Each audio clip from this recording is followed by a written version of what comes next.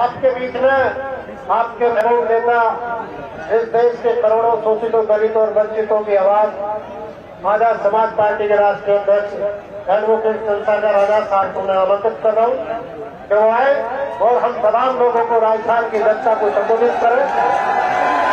भाई चंद्रशेखर आजाद।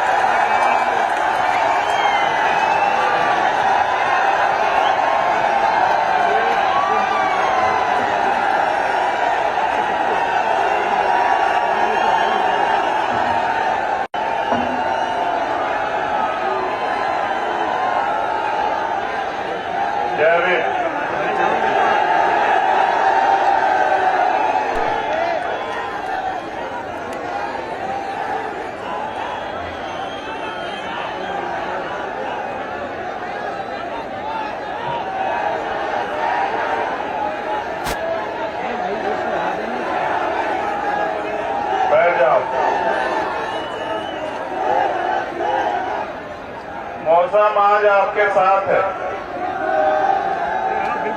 आज मौसम आपके खिलाफ नहीं, तो मैं आपसे आग्रह करूंगा कि आप बैठ जाओ। आपके जोर जज्बे का तो मैं कायल हुई। कभी राजस्थान के साथियों ने मेरे मान सम्मान को कमजोर नहीं पड़ने दिया राजस्थान में, मैं इस बात को जानता हूं। मैं इसको उतार के रख दूं अगर आपका आग्रह हो। मेरी पगड़ी तो आप लोग हो, मेरा सम्मान तो मेरी माए बहने, मेरे भाई हैं, मेरे बुजुर्ग, और मेरा जीवन भी आप सबके लिए। तो आज के इस सामाजिक न्याय महासम्मेलन में अपनी बात को रखने से पहले समय समय पे भारत के इस पावन भूमि पे जन्मे सभी संतों, गुरुओं, महापुरुषों को नमन करता। करुणा के सागर तथागत बुद्ध जी, सदगुरु रविदास जी महाराज, भगवान वाल्मीकि महाराज, गुरु नानक देव, संत कबीर, गुरु घासीदास, संत गाडगे जी महाराज, नारायण गुरु, जिनकी आज जयंती भी है। और समय समय पे सामाजिक परिवर्तन के जो अग्रदूत पैदा हुए, जिन्होंने अपने जीवन का हर एक पल कमजोरों, शोषितों, किसानों, नौजवानों, मजदूरों, महिलाओं की तरक्की के लिए लगाया।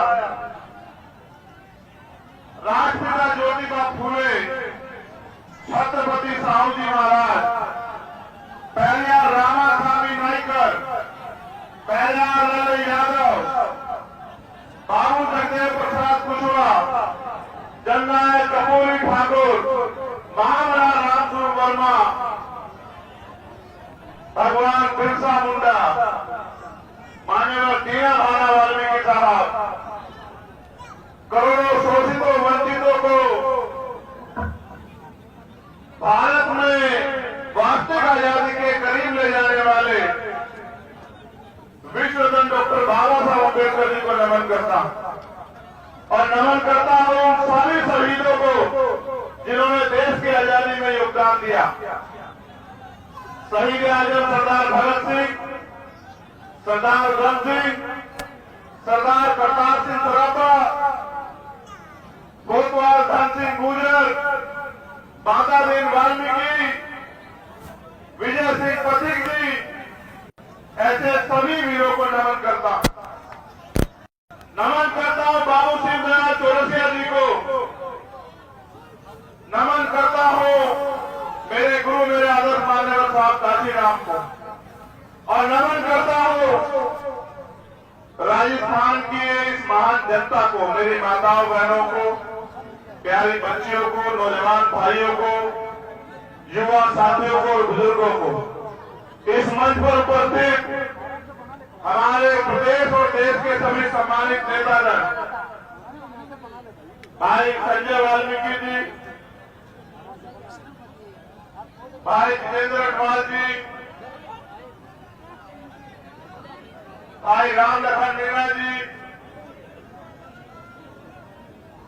भाई अनिल घेरवाल जी,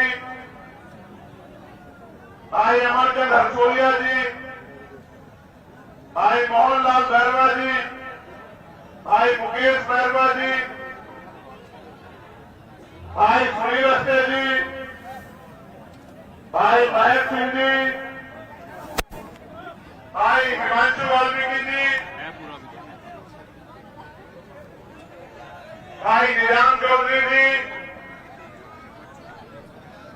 भाई सत्यपाल चौधरी जी, भाई सतीश कुमार जी, भाई रविंद्र कुमार भारती जी, आप सबका भी बहुत बहुत धन्यवाद देता हूं इस भव्य आयोजन के लिए। और इसमें भी धन्यवाद देता हूं कि देश के सभी कोनों कोनों में जाके आप आजाद समाज पार्टी भीम आर्मी को मजबूत करने का काम कर रहे हैं। धन्यवाद देता हूं राजस्थान के भीम आर्मी के कार्यकर्ता को, सभी जिला कमेटियों को, बूथ कमेटियों को, विधानसभा कमेटियों को, प्रदेश कमेटियों को, और सबसे ज्यादा धन्यवाद देता हूं बहुजन मीडिया के साथियों को, अपने मीडिया के साथियों को, उनका भी बहुत बहुत धन्यवाद। जो खबर कोई नहीं दिखाएगा वो आपके जरिए, आज सोशल मीडिया का जमाना है, पूरा देश देखेगा। सम्मानित साथियों, पिछले 6 न्यायिक सम्मेलन हमने किए राजस्थान के अलग अलग कोनों में, और 7वां सामाजिक न्याय सम्मेलन समापन हमें वो यहां करना है। ये प्रदेश की राजधानी है। उसके साथ साथ जो हमारी साइकिल यात्रा, सामाजिक परिवर्तन आर्थिक मुक्ति साइकिल यात्रा जो चली हुई है, वो भी आगे बढ़ेगी और अलग अलग विधानसभाओं में हमारी सभाएं भी होंगी। और मेरा ये अटल विश्वास है कि इस बार राजस्थान की धरती ऐतिहासिक निर्णय लेगी और अमीरों को नकार के गरीबों के बच्चों को ताकत देने का काम करेगी। ऐसा मेरा विश्वास है राजस्थान में इस बार। यहाँ की सरकार से भी मुझे बहुत कुछ कहना है। कहना इसलिए है क्योंकि हम लोग प्रदेश की राजधानी में हैं। जैसी चमक सूर्य की मेरे चेहरे पे पड़ी है, ऐसी चमक आपकी जिंदगियों में आ जाए। यही पूरा आंदोलन है, यही पूरा संघर्ष है, यही लक्ष्य है। और ये चमक तब तक रहेगी जब तक आप लोग संघर्ष करो। जिस दिन आपने संघर्ष का रास्ता छोड़ के सुविधा का रास्ता इख्तियार कर लिया, ये चमक भी चली जाएगी मेरे साथियों। इस बात को आप लोग याद रखना। तो जैसा मैंने कहा कि यहाँ की सरकार से भी बात करनी है, लेकिन यहाँ की सरकार के साथ यहाँ अपने लोगों से भी बात करने की वो क्या चाहते हैं। अगर आप इन सरकारों से खुश हो, अगर आप इन सरकारों के कार्यकाल से खुश हो, तो फिर आपको आजाद समाज पार्टी को समर्थन करने की कोई जरूरत नहीं। और अगर आप ये मानते हो कि बार-बार आपसे धोखा करके, आपसे झूठे वादे करके आपको ठगा गया है, तो फिर हमारे यहाँ एक कहावत है कि अजमाए हुए को अजमाया हुआ नहीं जाता। अगर आप मानते हैं कि यहाँ सभी सरकारों ने आपको बेबस, लाचार, गुलाम बनाने का काम किया है, तो मेरे साथियों फिर ऐतिहासिक निर्णय लो। क्योंकि भारत में आज लोकतंत्र है और लोकतंत्र में बहुमत का शासन होना चाहिए। जिनका वोट होना चाहिए, उनका राज होना चाहिए। लेकिन वोट यहाँ आपके पास है, राज आपके हिस्से में नहीं आया। आपके हिस्से में आया जुर्म, जाति, बेबसी, लाचारी, अन्याय, अत्याचार और भिक्षी खाल, लुटती अस्मत, ये आपके हिस्से में आया। बेबसी, लाचारी और कई तरह की बेबसी, लाचारी। अभी आज छात्र संघ चुनाव होते थे, छात्र संघ चुनाव से हवा का पता लगता था। इस बार भीम आर्मी स्टूडेंट फेडरेशन मैदान में आई तो मुख्यमंत्री जी चुनाव से ही मुकर गए। वो कहते हैं चुनाव ही नहीं कराने, क्योंकि लोकतंत्र की सबसे पहली पाठशाला है छात्र राजनीति, और छात्र राजनीति से जो निकल कर आता है वो सरकार के दमन के आगे झुकता नहीं। उसका सबसे बड़ा उदाहरण आपके सामने चंद्रशेखर आजाद खड़ा है, जहां एक तरफ अमीरों की औलादें एसी के कमरों में सीखती है, बड़े बड़े बस पर सीखती है, वहां गरीब किसान कमेरे नौजवानों के औलादें वो छात्र संघ के जरिए यूनिवर्सिटी और कॉलेजों में सीखती है। इनको लगा कि नया नेतृत्व न बना हो, इनको आपसी गठजोड़ चलता रहे, नए नेतृत्व का निर्माण न, इसलिए शासन चुनाव को टाल दिया जाए। याद रखना मुख्यमंत्री जी, आप भले ही सत्ता की ताकत से शासन चुनाव को न होने दो, लेकिन आप 2023 का चुनाव नहीं रोक सकते। 2023 का चुनाव होगा, ये युवा शक्ति राजस्थान के काया पलट के रख देगी, इस बात को आप याद रखना। आप नौजवानों की बात करते हो किस मुंह से? आपकी सरकार में सबसे ज्यादा पेपर लीक होते हैं, गरीबों के भविष्य के, नौजवान लोगों के भविष्य के साथ खिलवाड़ होती है, उनके हिस्से को डकाल लिया जाता है। मैंने पहली बार सुना बस में बैठ के पेपर दिए जाते हैं, पेपर लीक इतना बड़े पैमाने पे यहां होता है, और मुख्यमंत्री जी कहते हैं कानून का राज है, जो एक पर्चा सुरक्षित न रख पाए वो राजस्थान की जनता को सुरक्षित रख देगी क्या सरकार? आप मुझे बताओ। ये युवाओं के भविष्य के साथ जो खिलवाड़ चल रहा है, इस ढक्कन को हम लोग बंद करने का काम करेंगे 2023 में। आप लोग इस बात को याद रखना मेरे साथियों।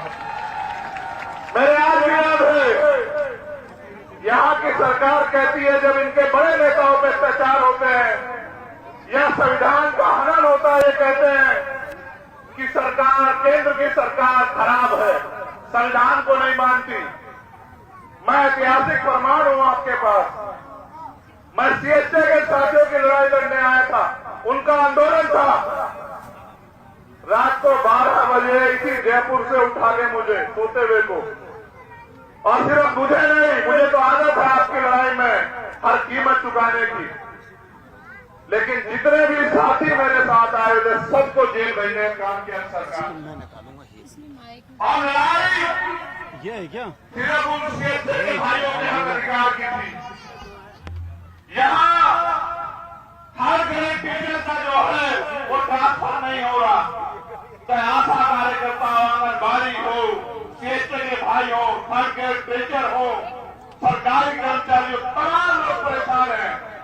अभी मेडिकल के डॉक्टर्स ने धरना दिया, मुख्यमंत्री तानेशाही पे रहे और उनसे कहा नौकरी करनी है करो वरना छोड़ दो।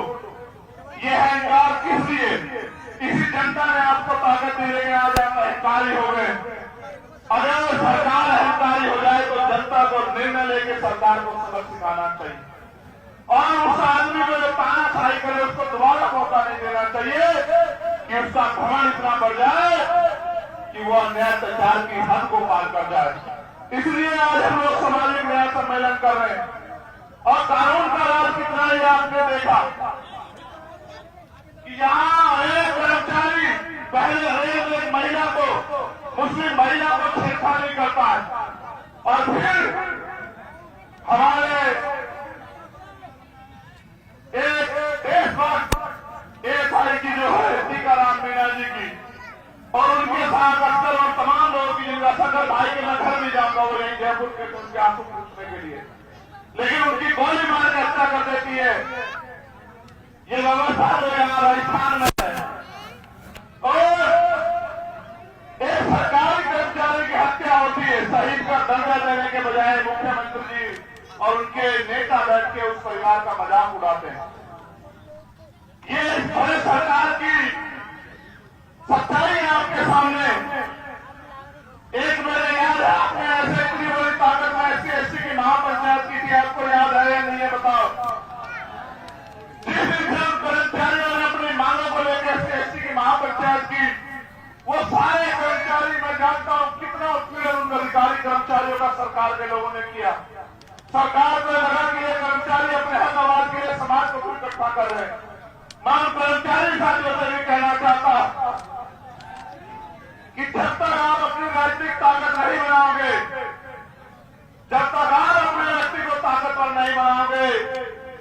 तरह के दमन का सामना आपको करना पड़ेगा, लेकिन विश्वास रखिए अगर एक भी कर्मचारी का दमन होगा तो दमन करने वाला चाहे मुख्यमंत्री हो या उनका कोई मंत्री या उनका कोई अधिकारी, वो चैन से नहीं बैठेगा। कुछ पे इस बात को आप लोग याद रखना। 2018 के सारे मुकदमे वापस अभी नहीं हुए, सारे मुकदमे वापस हुए। SC आयोग बना है, किसी पोस्ट ऑफिसर जाना नहीं है, वो उनकी कोई बात नहीं मानी जाती। उनके जो देश है उनको भी मैंने सुना, वो भी बेचारे कहते रहते हैं कि साहब ये परेशानी को सुनता नहीं, एक झुंझुना बना के रख दिया, उसको कोई ताकत पावर नहीं है। झुंझुना इसलिए बना दिया कि हम सवाल ना करें, लेकिन सवाल तो करने पड़ेंगे। जनता ने आपको वोट देकर सरकार बनाया, और सरकार इसलिए बनाया कि 2 अप्रैल 2018 में स्पेशली SC के लोगों ने आंदोलन किया, उन पर झूठे मुकदमे लगे, उनकी खाल जीती गई। उन्होंने सोचा कि बीजेपी को रोकने के लिए हम लोग कांग्रेस को वोट दे देते हैं। उन्होंने आपकी सरकार बना दी, आपने उसके नाम पर 2019 में वोट लिया, और आज तक आपने मुकदमे वापिस लेके न्याय आयोग को ताकतवर किया। ये बात इस बात को स्पष्ट करती है कि आप इन लोगों के हितैषी हो ही नहीं। सम्मानित साथियों, बड़े दर्द के साथ कहना पड़ रहा है,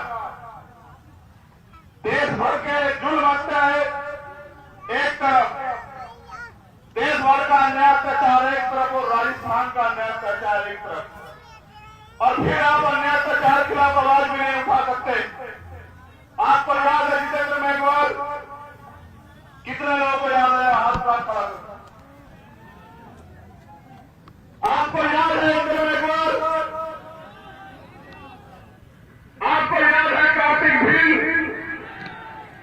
आपको याद है पूजा भील, आपको याद है वर्षावती वाल्मीकि, आपको याद है प्रकाश नगर, आपको याद है बहन तोला गुजर, आपको याद है भाई पुष्कर कसाना, आपको याद है थाना गाजी, आपको याद है चूरू, आपको याद है बगली, और अभी अभी पाली की जो वीडियो मैंने डाली कि किस तरह सरकार में, और मैं अशोक मेघवाल के परिवार के साथ जो है उसको भी नहीं भूल सकता।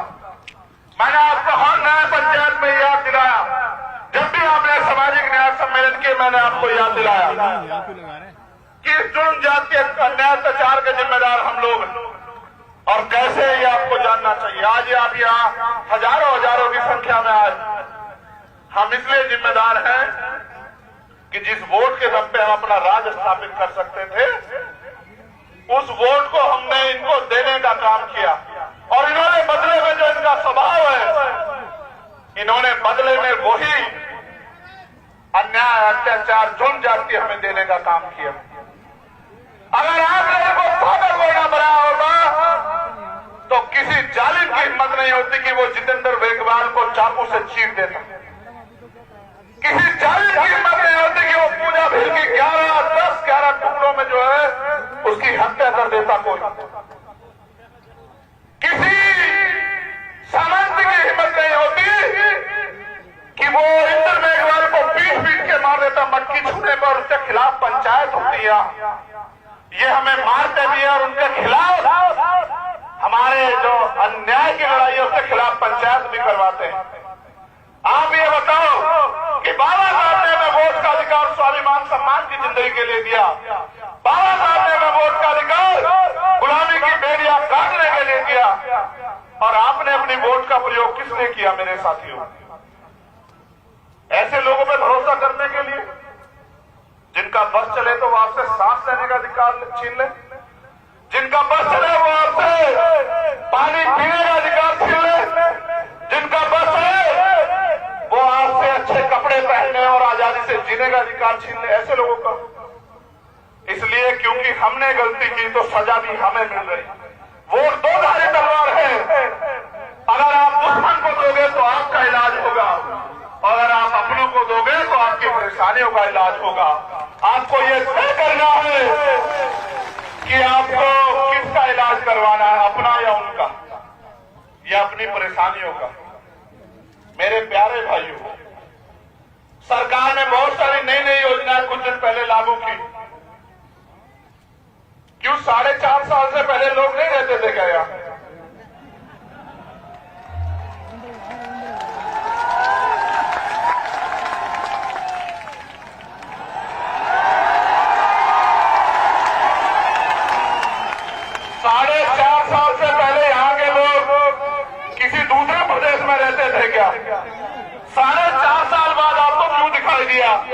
कि यहाँ के लोगों को इन समस्याओं से निजात दिलानी है। क्यों 4.5 साल आप सो रहे थे क्या मुख्यमंत्री जी? मुझे कहना नहीं चाहिए, लेकिन क्या आप मेरा दर्द जानना चाहते हो? मैं उदयपुर आया जितेंद्र मेघवाल के परिवार से मिलने के लिए। इन्होंने मुझे एयरपोर्ट से वापस भेज दिया। मैं उसके बाद 3 बार आया। मैं आके प्लेन से उतरता नहीं, ये मुझे एयरपोर्ट पे अरेस्ट कर लेते और फिर गाड़ी में बिठा के दिल्ली छोड़ के आते। एक बार ये मुझे दिल्ली छोड़ के आए, मैंने इन पर फिर भरोसा किया। मैंने इनसे हाथ जोड़ कहा कि अकेला आदमी जाना चाहता हूं इंद्र मेघवाल के परिवार से मिलने के लिए।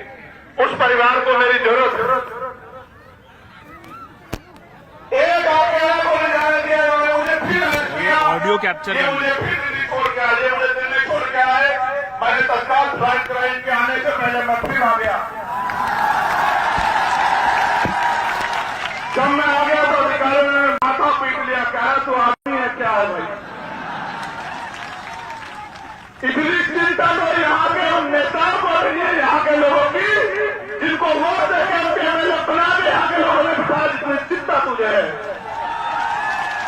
मैंने कहा कि उनका राजनीतिक रिश्ता है और मेरा उनका रिश्ता है। फिर मैं वापस आया और मेरे साथी हमने प्लान बनाया कि इस बार हम यहाँ की सरकार और पुलिस को बताएंगे कि बाबा साहब के बच्चे कितने दिमागदार हैं। और पूरी सरकार और पुलिस की नाक के नीचे से हम लोग जालौर चले गए। जब मैं उनके घर पहुंच गया तब पुलिस को पता लगा। फिर इन्होंने क्या किया, मुझसे झूठ बोल के लेके आए। अगले दिन हमें पीसी करनी थी कि जयपुर तक सुरक्षा दे रहे हैं, और जयपुर लाके फिर 50 गाड़ी लाके पूरा जयपुर बंद करके फिर मुझे दिल्ली छोड़ के आए। मैंने इनसे कहा कि जितना फोर्स मुझे रोकने के लिए लगाते हो श्रीमान जी, इतना फोर्स इन वर्गों की सुरक्षा के लिए लगा दो तो आपके प्रदेश में अन्याय अत्याचार नहीं होगा। मैं आता भी तो करता गया, आपसे तो अपील करता कि आओ लड़ो, लेकिन मैं आपसे पूछना चाहता, ओम प्रकाश रेडर का परिवार इस मंच पे है, उसकी छोटी बहन जो मेरी भी छोटी बहन है, उस मां से, उस पिता से मैंने वादा किया था कि आपके बच्चे को न्याय दिलाऊंगा, अपने छोटे भाई ओम प्रकाश रेडर को न्याय दिलाऊंगा। मैं क्यों आता हूं, उसका सच ये है कि ओम प्रकाश रेडर मरने से पहले सुसाइड नोट में यहाँ के किसी नेता का नाम नहीं लिखता। वो एक बात लिखता है कि मेरा भाई आएगा चंद्रशेखर आजाद मुझे न्याय दिलाने के लिए। कार्तिक भीड़ में एक नौजवान भाई की हत्या कर दी जाती है। आप ये देखो, 8 महीने से कार्तिक भीड़ का परिवार न्याय के लिए लड़ रहा है। क्या जवाब दूं इनको? पानी देना है। आप बताओ, क्या मैं जुल जात के आगे आंखें बंद कर लूं या घुटने टेक दूं? आप बताओ मेरे लोगों, आप बताओ, आपको तय करना है।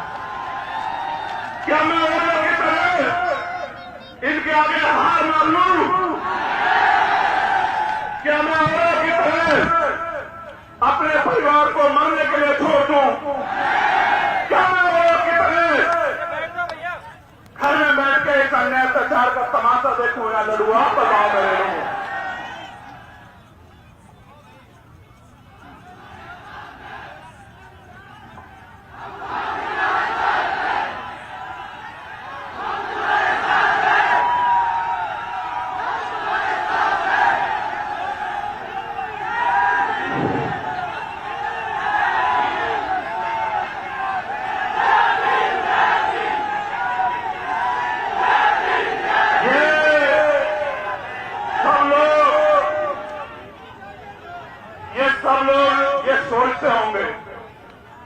कि हमें आजाद हुए 75 साल हो गए, मगर ऐसा क्या है कि आज भी हम भारत में रोटी, कपड़ा, मकान की लड़ाई लड़ रहे हैं, हिस्सेदारी, हकदारी की लड़ाई क्यों नहीं लड़ रहे हैं? आप बताओ मेरे लोगों, तोला गुजर बहन के परिवार को क्या जवाब दो? आप बताओ इंद्र मेघवाल और जितेंद्र मेघवाल के परिवार को क्या जवाब दो? और आप बताओ लाखों लाखों नौजवानों को क्या जवाब दो?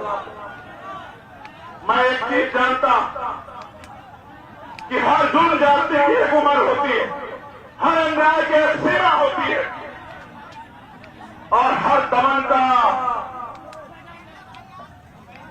बंदोबस्त होता है। अब समय आ गया है साथियों कि ये जो दमन राजस्थान में चल रहा है, इस दमन को हमें कुचल के स्वाभिमान, सम्मान और अधिकार की जिंदगी राजस्थान में प्राप्त करनी है।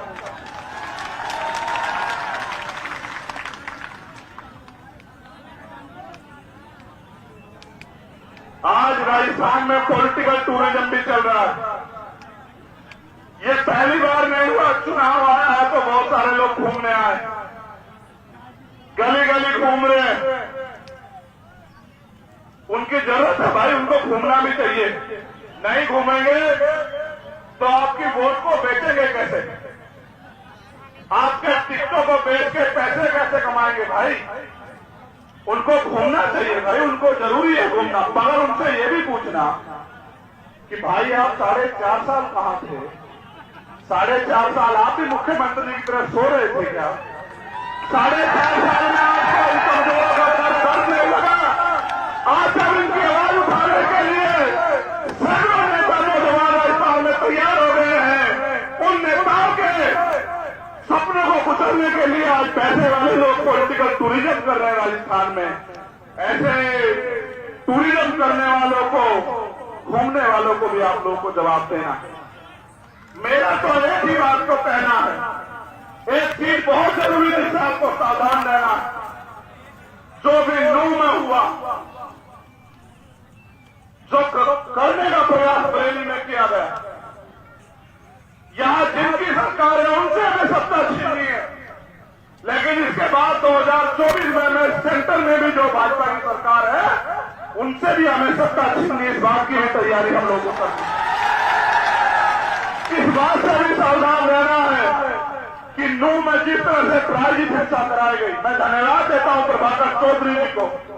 एक ऐसा इतिहास जिसने सरकार के आगे घुटने नहीं टिके और जो लोग दंगा कराना चाहते थे बरेली में, उनको जवाब देने का काम किया, उनको भगाने का काम किया और एक ईमानदार अधिकारी को खामियाजा चुकाना पड़ा कि उनको हटा के वहां से उनका डिमोशन करके पीएससी में लगा दिया गया।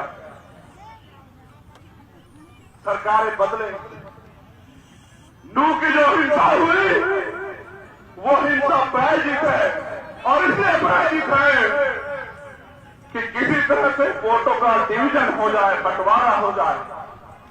नूह की जो हिंसा है वो हिंसा इसलिए है क्योंकि कुछ पार्टियों की दुकानदारी यहां हिंदू मुसलमान की राजनीति करके कामयाब होती है। लेकिन मैं आपसे पूछना चाहता हूं कि हमारे महापुरुषों ने हमें जोड़ना सिखाया या तोड़ना सिखाया? आप बताओ मेरे लोगों। तो क्या किसी बंटवारे से हमारी राजनीति कामयाब हो जाएगी? इस सारे बंटवारे और हिंदू मुसलमान के दंगे के चक्कर में हमारे अपने मुद्दे दब जाते हैं। मैं गुर्जर समाज के हमारे नेता बैठे, मैं उनको पूछना चाहता हूं, क्या 72-74 गुर्जर समाज के वीरों का बलिदान भूल गए हो जिनको भारतीय जनता पार्टी की सरकार में गोलियों से उड़ाया गया, आपके मुंह से होली खेली गई? क्या हरियाणा में 4 समाज के लोग आपके खून से जो होली खेली गई उसको भूल गए हो क्या?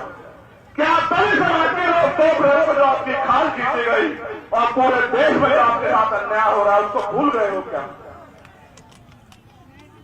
अगर आज भूल जाओगे तो कारवा लुट जाएगा और कारवा लुट जाएगा तो लोग आपसे आने वाली पीढ़ियां ये सवाल पूछेंगी कि जब अधिकार थे तो आप क्या कर रहे थे? सम्मानित साथियों, आज एक षड्यंत्र बना के मुस्लिम समाज का आर्थिक बहिष्कार के नाम पे उसी नफरत की दीवार को खड़ा करने का प्रयास किया जा रहा है।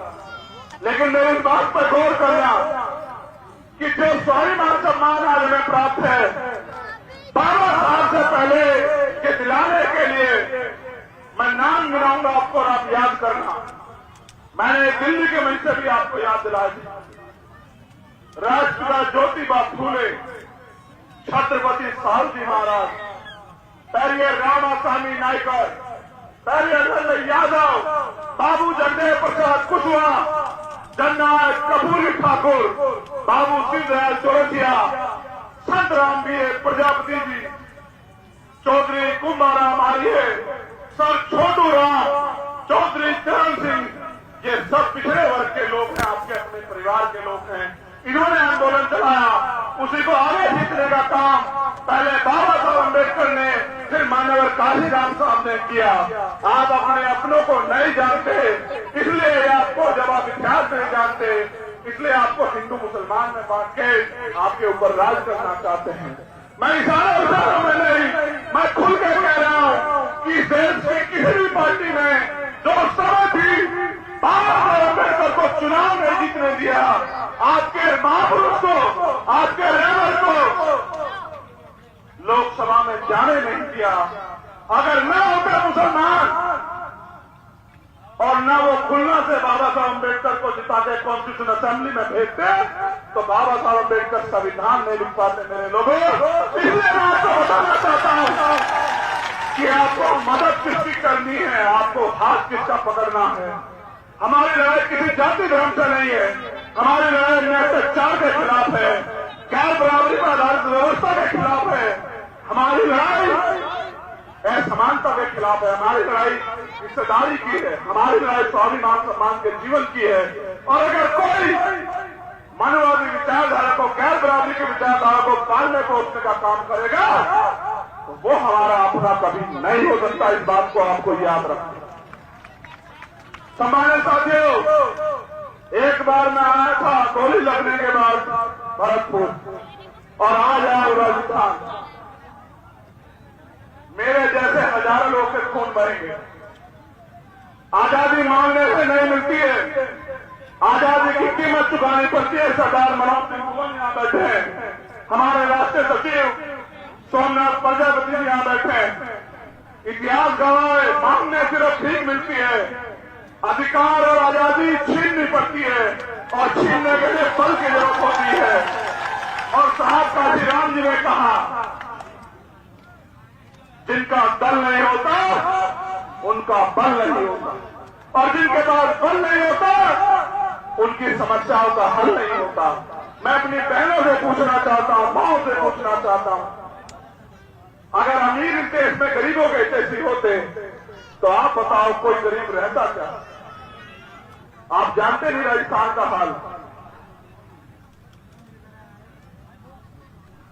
ना पीने को साफ पानी, ना रोजगार, चारों तरफ से महंगाई की मार, जुल्म जाति अत्याचार।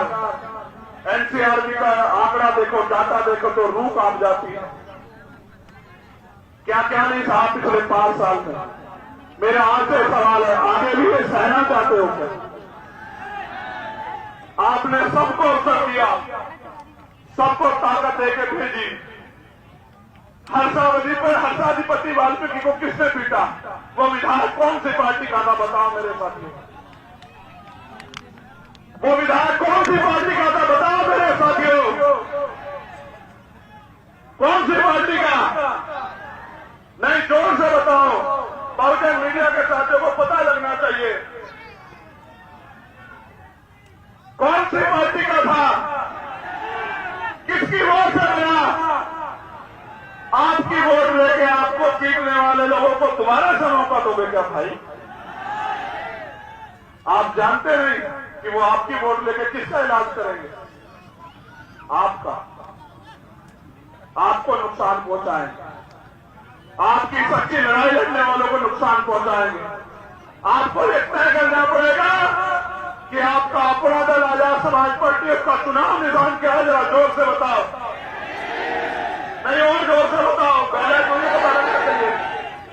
तुम्हारी आवाज मुझसे कम है। क्या है तुम्हारे ख्याल? बहुत अच्छे।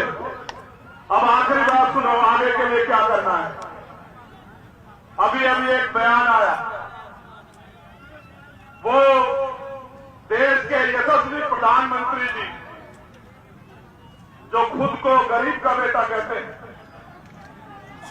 जो 10 करोड़ का सूट पहनते हैं, वो प्रधानमंत्री जी जो चुनाव के समय कहते हैं मैं पिछड़ी मां का बेटा, और चुनाव के बाद जो पिछड़े समाज के हक अधिकार को लुटवाने का काम करते हैं, वही प्रधानमंत्री के आर्थिक सलाहकार जो है विवेक ओबराय, आजादी के दिन के समय उनका ये बयान आना, मेरी बात पे गौर करना कि भारत के संविधान को बदलने की जरूरत है। ये संविधान पुराना हो गया, ये सिर्फ कोई बयान नहीं है, उसका अपना बयान नहीं है। मैं पूरी जिम्मेदार से कहता हूं, आरएसएस और भारतीय जनता पार्टी हमेशा से भारतीय संविधान के खिलाफ थी। इसलिए मैं आपसे कहना चाहता हूं कि मैं इनको ज्यादा मौका नहीं दूंगा। इसलिए हमने तय किया है कि बहुत जल्द दिल्ली से हम लोग प्रेस कॉन्फ्रेंस करके भारतीय संविधान बचाओ यात्रा शुरू करेंगे पूरे देश के अंदर। और वो यात्रा मध्य प्रदेश से शुरू होगी, वो यात्रा राजस्थान में भी आएगी और देश के पूरे देश से कई कोनों में जाएगी। उस यात्रा का मकसद ये है कि जो संविधान इस देश के हर एक व्यक्ति को बराबर का सम्मान और अधिकार और अवसर देता है, हम करोड़ों शोषितों को स्वाभिमान सम्मान का जीवन देता है, देश की महिलाओं को सरपंच से लेकर प्रधानमंत्री राष्ट्रपति बनने का अधिकार देता है, वो संविधान जो गैर बराबरी से मुक्ति की बात करता है, वो संविधान जो अन्याय अत्याचार को खत्म करने की बात करता है, वो संविधान जिसकी वजह से प्राइमरी स्कूल के हेडमास्टर का बेटा यहां खड़ा होकर बोल रहा है। आप इस मंच पर उपस्थित हैं और यहाँ इतने अच्छे माइक लगे, टैग लगे हैं, उस संविधान की रक्षा के लिए भी आदमी का जन्म हुआ था। इसलिए मैं आपको वचन देकर वादा करता हूं, मेरा वचन अटल है। सूर्य पूरब की जगह पश्चिम से निकल सकता है, मेरी बात को याद रखना। लेकिन चंद्रशेखर आजाद आज अपने समाज से वादा कर रहा है कि भारतीय संविधान पे आंच नहीं आने दी जाएगी जब तक मेरे शरीर में खून का आखिरी कतरा गोली कल की रस्सी आज लगे। मुझे ये भी नहीं पता मेरा आखिरी दिन क्या होगा और कौन सा होगा, मगर मैं जानता कि लिख रहा हूं मैं अंजाम इसका कल आगाज आएगा और मेरे लहू का एक कतरा इनकलाब लाएगा, ये बात याद रखना आपको। इसलिए भारतीय संविधान को बचाने की इस यात्रा के आप लोग सारथी बने। और ये यात्रा की एक अच्छाई मैं आपको बता दूं, हमने निर्णय लिया है कि दिन में इस यात्रा के जरिए हम लोग समाज को तैयार करेंगे और टूरिज्म में ही होगा। ये यात्रा या तो साइकिल पे होगी या पैदल होगी, प्लस रात के ठहराव की व्यवस्था पहले से नहीं होगी। जिस समाज की लड़ाई लड़ रहे हैं उस समाज की जिम्मेदारी होगी कि वो हमारे खाने का सोने की व्यवस्था करे। उस समाज खाने सोने की व्यवस्था नहीं करेगा तो मैं वचन देकर कहता हूं कि हम लोग भी भूखे ही सो जाएंगे, लेकिन रुकेंगे नहीं। ये पैगाम है मेरा समाज के नाम की, उनको तय करना है कि उनको इस आजादी के साथ जीना है जो बाबा साहब अम्बेडकर के संविधान ने दी। ये आपको इंतजार करना है कि जब संविधान खत्म हो जाएगा तब आप लड़ पाओगे। आप इतनी बड़ी संख्या में आए, मैं आयोजक कमेटी का धन्यवाद देता हूं। प्रशासन की बहुत अच्छी व्यवस्था रही।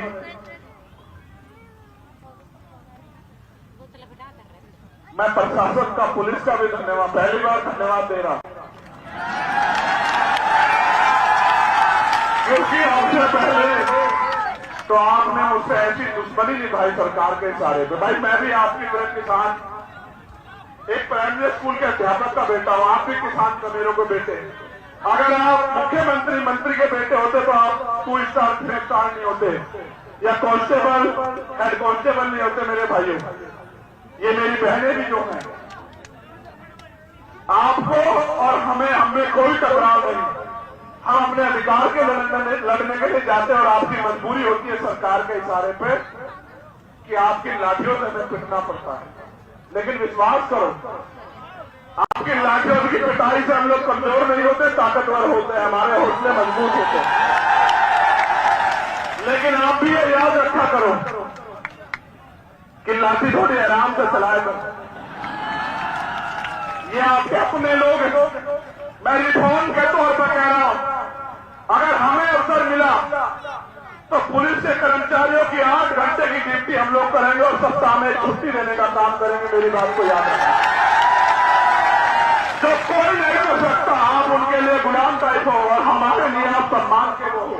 आप अपनी जान को दांव पे लगाते हैं, इसलिए आप हमारी भी रक्षा करते हो, आप नागरिक की भी रक्षा करते हो। इसलिए आपसे कोई टकराव नहीं है, आपके लिए भी रिफॉर्म हम करेंगे। इसलिए आपसे कहना चाहता हूं कि अब जब आपके क्षेत्रों में सभाएं हो और ये आंदोलन आगे बढ़े तो इसमें साथ देना और उन ताकतवर लोगों को जो पैसे के नशे में घमंडी हो गए उनको बताना कि ये छोटे मोटे लोग इस देश का इतिहास लिखेंगे। ये बात याद रखना।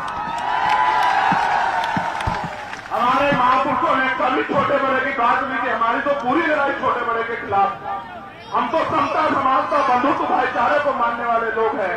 और मैं कहता हूं, मानव मानव में भेद करे वो किताब कोई भी हो सकती है, मानव मानव को जो सम्मान करे वो भारत का संविधान है, उसके सिपाही। बहुत बहुत धन्यवाद। जय भीम, जय भारत, जय मंडल, जय जोहार, जय संविधान। Bhim army, Azad Samaj party, Bhim army, Azad Samaj party. धन्यवाद मैडम। एक जय भीम, जय भारत।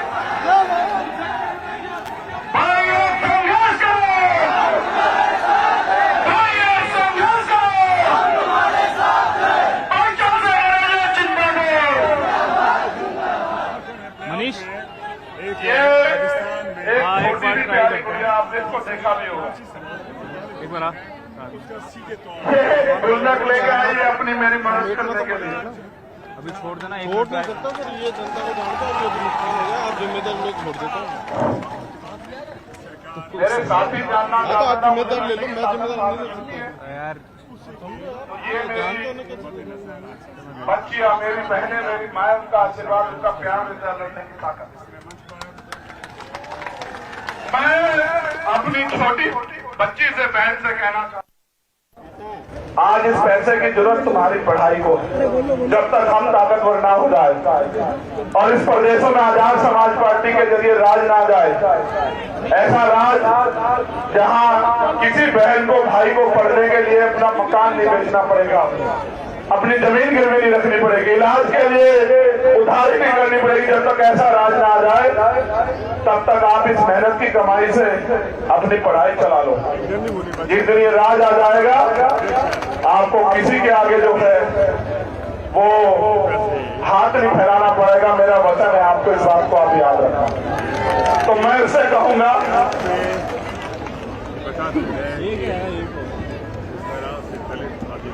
ये क्या कह रही है सुन लो। आप सभी सीनियर से सम्मानित साथियों को क्रांतिकारी जय भीम। साथियों, जैसा कि हमारे बड़े भैया जी माननीय एडवोकेट चंद्रशेखर आजाद जी हमारे लिए इतना ज्यादा संघर्ष करते हैं, क्या हमारा फर्ज नहीं बनता कि हम अपने भैया जी को सपोर्ट करें? क्या हमारा कोई फर्ज नहीं है? मैं अपने भैया जी को, जो मेरे को पॉकेट मनी मिलती है, वो मैंने एक पिगी बैंक पे डालकर उसको पूरी तरह से कलेक्ट कर अपने भैया जी को दिया है। अगर भैया जी ने नहीं लिया तो मुझे बहुत ज्यादा गंदा लगेगा। तो मैं आप सब भैया जी आपसे रिक्वेस्ट करती हूँ कि आप ले लें।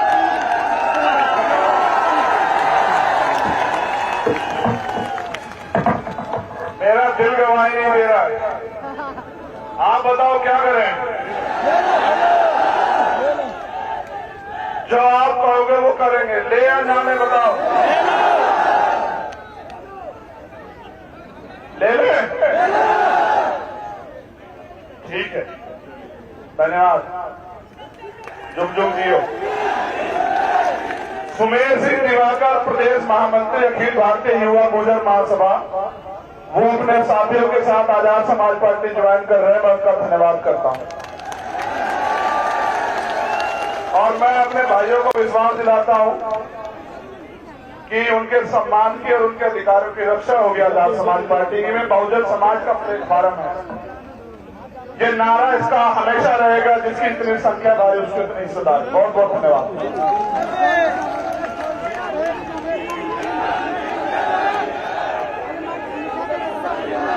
एक और साथी है, मैं माफी चाहता हूं आपसे कि ज्यादा समय लिया जा रहा है। उन्होंने 2 लाख रुपए का सहयोग इस कार्यक्रम के लिए दिया है, मैं उनका धन्यवाद करता हूं। जयप्रकाश आर्य जी, मैं उनका बहुत बहुत धन्यवाद करता हूं और जिन साथियों ने इस कार्यक्रम में मदद की उन सबका धन्यवाद, और स्पेशली आपका, मेरी माँ बहनों का।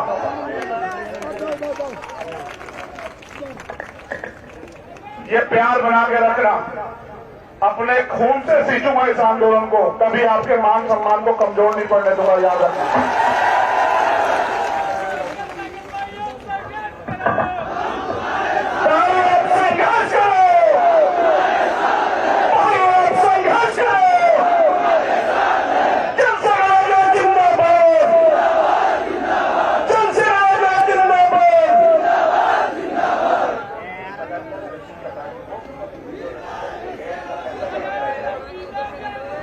जो साथी रसीदें ले गए हैं वो रसीदें जमा करा करके जाएं और जो कलेक्शन किया है वो पार्टी के पदाधिकारियों को जमा करा करके आप यहां से निकलें।